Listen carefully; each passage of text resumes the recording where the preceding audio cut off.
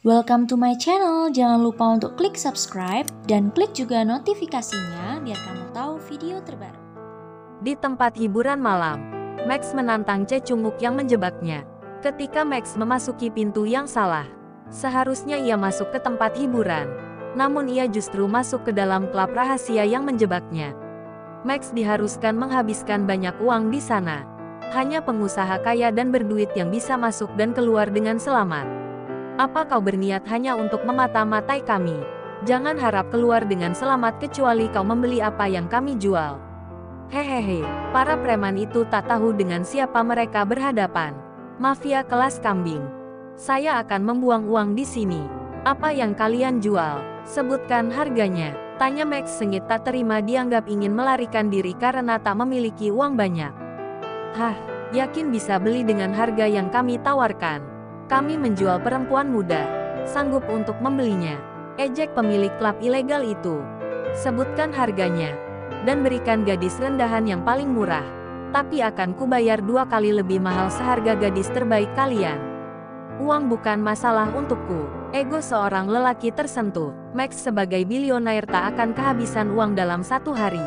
Bahkan dalam tidur pun ia tetap mencetak uang dan pundi-pundinya terus terisi dari perusahaannya serta bisnis kotornya. Baiklah, Tuan sombong. Akan kami urus. Cepat lakukan, aku tak sudi berlama-lama bernafas di tempat pengap dan kotor seperti ini. Bentak Max. Max merasa terhina karena ia terjebak di tempat yang salah hingga ia harus melakukan transaksi jual beli seorang gadis yang tak pernah ia harapkan atau butuhkan. Hatinya telah lama menolak banyak perempuan. Maaf, Max. Aku gak tahu kalau pintu itu untuk masuk ke perdagangan gadis. Aku pikir pintu klub striptis. Agastara merasa bersalah dengan apa yang baru saja ia lakukan.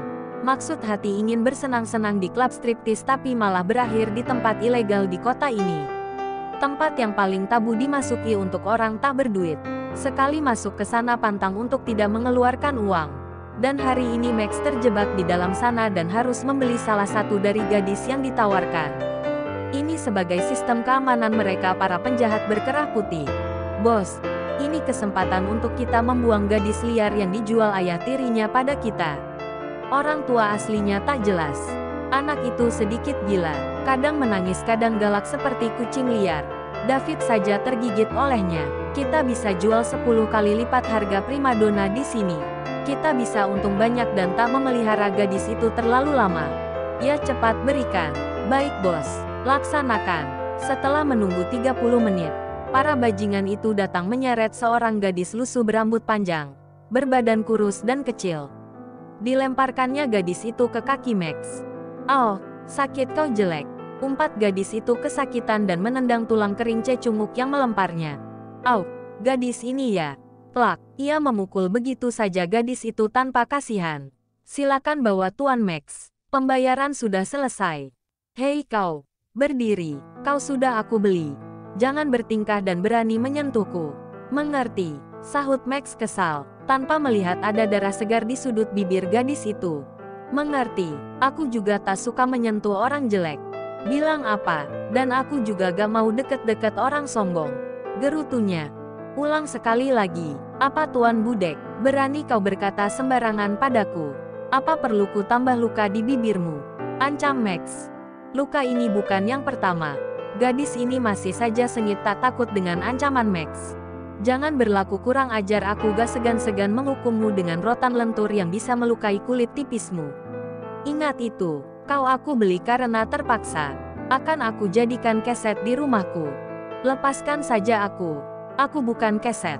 Lepaskan. Lalu kau ditangkap mereka dan dijual lagi. Enak saja mereka akan untung banyak. Aku bisa berlari sangat kencang seperti kijang. Aku tak akan tertangkap. Kau tak akan bisa kabur dariku. Aku akan sembunyi di kolong jembatan. Kau milikku sekarang. Nyawamu juga milikku. Aku tak ada gunanya. Minta kembali saja uangmu pada ayahku." "Terlihat. Memang kau tak ada gunanya. Ayahmu sudah menjualmu. Artinya kau itu sampah. Mengerti? Mengapa Tuan membeli sampah? Apa Tuan seorang pemulung? Cih. Mulutmu itu kupastikan akan membawa banyak masalah. Park masukkan dalam bagasi. Aku tak sudi semobil dengan dia." "Baik Tuan Max." Aku gak mau. Aku bisa mati di dalam sana. Lepaskan. Aku akan ganti uang tuan berapapun. Maafkan aku. Jangan di bagasi. Dengan apa aku mengganti uangku? Dengan badanmu saja tak akan ada yang mau. Masuk sekarang atau kuseret di belakang mobil. Kalau gitu biarkan aku mati. Kalau tak mau masuk ke dalam bagasi, maka kau akan mati sekarang juga dengan tanganku. Masuk. Di 20 menit perjalanan menuju rumah, Max menyuruh Park untuk berhenti. Pinggirkan mobil, Park. Buka bagasinya. Aku takut ia mati kehabisan udara. Lalu tutup lagi. Dan lanjutkan perjalanan. Laksanakan, Tuan. Park pun membuka dan menemukan gadis itu tertidur dengan air mata yang masih menggenang dengan menghisap ibu jari seperti bayi. Bagaimana kondisinya? Saya kurang pasti apa ia pingsan atau tidur. Tapi ia masih bernapas. Seperti ini. Park memberikan foto yang ia ambil baru saja. Park selidiki latar belakang gadis itu. Aku tak mau nanti dituduh penculikan anak di bawah umur. Max menatap foto gadis itu. Ada yang aneh dengan gadis itu. Mengapa ia seperti bayi? Mengisap jempolnya dan meringkuk. Apa ia selama ini hidup di jalan? Pikir Max dalam hati. Setelah perjalanan 45 menit sampailah di mansion yang mewah dan megah dengan pengamanan berlapis. Paman Austin, letakkan gadis itu di kamar belakang dekat dapur. Jauhkan dariku. Awasi dan jangan sampai kabur. Laporkan segala ulahnya. Baik, Tuan Max. Park bangunkan gadis itu.